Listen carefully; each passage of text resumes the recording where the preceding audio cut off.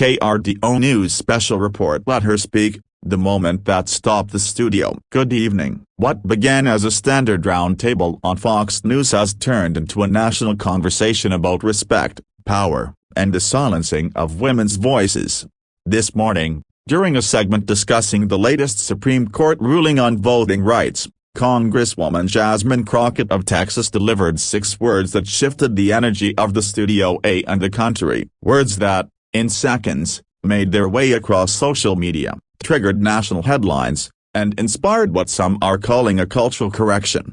It all started in the Fox News studio in New York. Scheduled as a 15-minute panel on voting rights, the format was familiar: 2 conservative voices, 1 moderate, and 1 progressive. But tensions began rising the moment the cameras started rolling. Congresswoman Crockett, known for her poise and sharp legal insight, began calmly laying out her concerns about the Supreme Court's decision. She cited patterns of voter suppression, particularly in southern states. But before she could finish her second sentence, she was cut off not once, not twice, but repeatedly by co-panelist and Fox News host Pete Hegseth.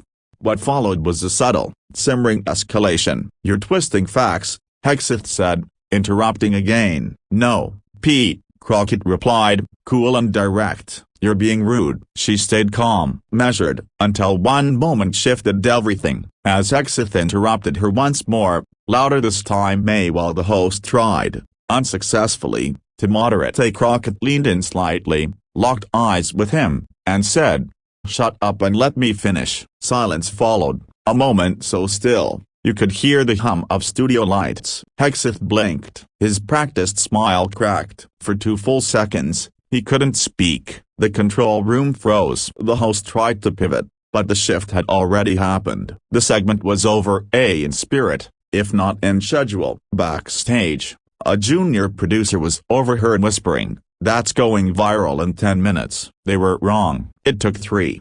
KRDO analysis: a moment becomes a movement. By the time the segment ended, the clip had traveled across platforms. First X, formerly Twitter, then TikTok, Instagram, and Facebook. It didn't need captions. The moment spoke for itself. Hashtags flooded the internet. #let her speak, #Crockett strong, #shut up Pete. Celebrities reposted, influencers commented, civil rights leaders weighed in. Even critics acknowledged one thing: Crockett didn't lose control. Hegseth did. Within hours, think pieces emerged. Podcasts analyzed the audio. Social scientists began dissecting it on public radio. "She didn't yell," one columnist wrote. "She didn't insult. She reclaimed space."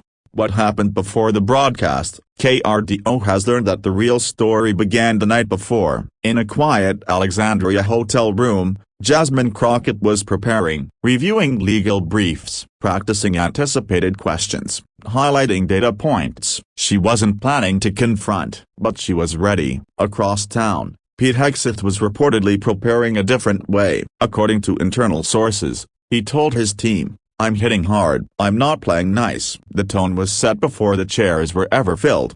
The studio tension you didn't see. Inside the studio that morning, the atmosphere was deceptively calm. But sources say that during mic tests, Hegseth repeatedly talked over Crockett as she responded to engineers, a small sign, unnoticed by most, but not by her. "He kept talking," a production assistant later said, "like she wasn't even in the room." That energy followed them on air. Crockett, viewers now say, was measured, respectful, but clear. When she spoke of voter purges, poll closures, and limited early voting, Hegseth laughed, called it fear-mongering. Still, she didn't flinch. When he accused her of playing the victim, she replied, "You're not challenging me, you're being rude." And when he interrupted again, right as she began explaining the impact of the decision on voters in Texas, that's when she delivered the line, "Shut up and let me finish." KRDO confirmed. Reaction inside and out. "We've confirmed that Fox News edited the version they aired later that afternoon. The confrontation was cut, but the internet had already archived it. Millions had seen the full exchange." By mid-afternoon, Crockett's team told KRDO her inbox had exploded with press requests. Her social media gained nearly 200,000 new followers in a single day. In her Dallas office, staffers were fielding hundreds of calls from supporters, from journalists, and from former constituents sharing their own stories of being dismissed or silenced in professional spaces. One email reads simply, "You said what I never could in that boardroom." Another, "That wasn't unprofessional, that was necessary." Not just a clip, a cultural checkpoint. Political strategist Angela Vaughn tells KRDO, "This wasn't just about politics, it was about the cultural fatigue women feel every time they're interrupted and expected to smile through it." Civil rights attorney Leah Franklin adds, "What made it powerful wasn't the words, it was the restraint." That line came from years of quiet. It was earned. Even some conservative commentators admitted the clip hit a nerve. One radio host remarked, "She didn't shout, she didn't call him names, and yet it landed like a slap." What happens next? KRDO has confirmed that Congresswoman Crockett has been invited to multiple national interviews, but her office declined to comment on which, if any, she'll accept. She reportedly told staffers late last night, "This wasn't a viral moment, it was a boundary." Meanwhile, online reaction continues to swell. Educators are showing the clip in high school civics classes. Advocacy groups have launched new campaigns around media equity, and Fox News has not issued any statement.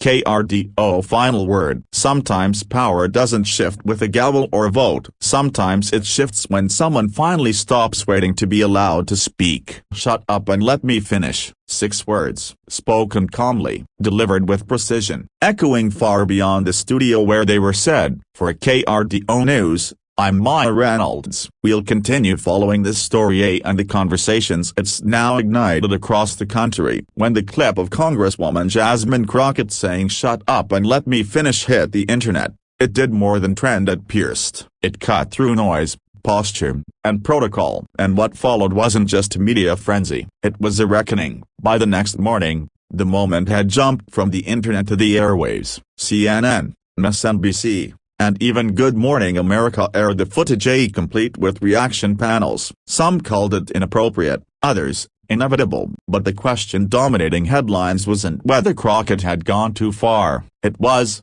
why are women still expected to stay quiet when they're disrespected, and what happens when they don't? A political tidal wave. Inside Capitol Hill, the response was swift. Some of Crockett's colleagues, especially women of color, praised her directly. Senator Tammy Duckworth posted, "Greater than respect is not a privilege, it's a baseline." Rep. Crockett reminded us all. Congresswoman Ayanna Pressley shared the clip with a caption that read, "Greater than command the room, define your boundaries. This is leadership." Others were less supportive. Representative Lauren Boebert posted a snide remark, "Greater than, so this is what passes for professionalism now?" But even critics struggled to land a blow. The footage told its own story. Crockett never raised her voice, never insulted. She simply enforced a line too often crossed. And behind the scenes, party leaders took notice. One senior Democratic aide told KRDO, "Greater than, she didn't just defend her time, she defended every woman's time." The phones haven't stopped ringing. The Fox News response, edited silence. Meanwhile, over at Fox News headquarters, sources confirmed to KRDO that executives held an emergency programming meeting within 90 minutes of the segment airing.